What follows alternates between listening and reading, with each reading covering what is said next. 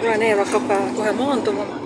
Et huvitav, kas tuleb Ryanairi firma maandumine või tuleb tavaline. Et nad mõnikord maanduvad sellise suure prantsatusega, mis on nendele nagu omane ja mille kohta on hästi palju YouTube'i videosi ka. Aga viimane kord, kui ma nendega sõitsin, siis nad maandusid sujuvalt. Aga üks üleviimast korda maandusid suure prantsatusega.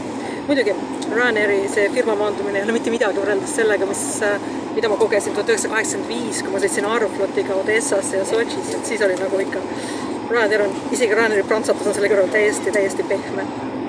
Aga ma tahaks tegelikult ikka seda firma maandumist, jah. Et ma olen ikkagi maksev klient ja vaatame,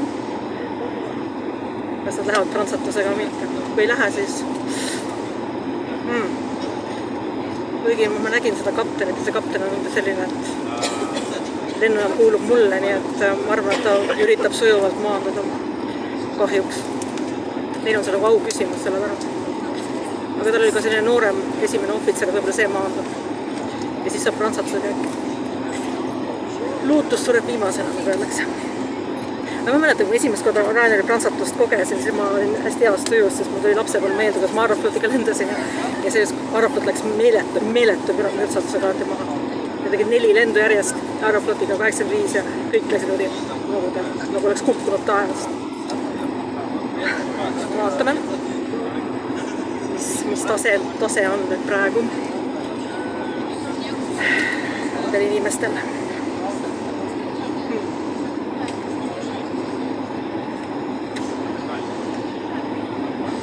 Ja nii. Tundub, et Tallinnas on lumi ka maas ja midagi uut. Kõrgmägedes oli ka, nii et siin on natuke külma.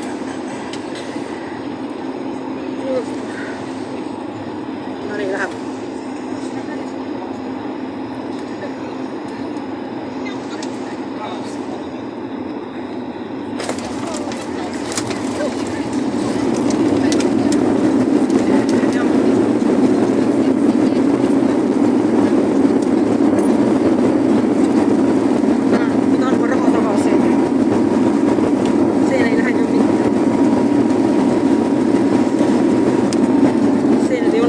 Firma maandumine.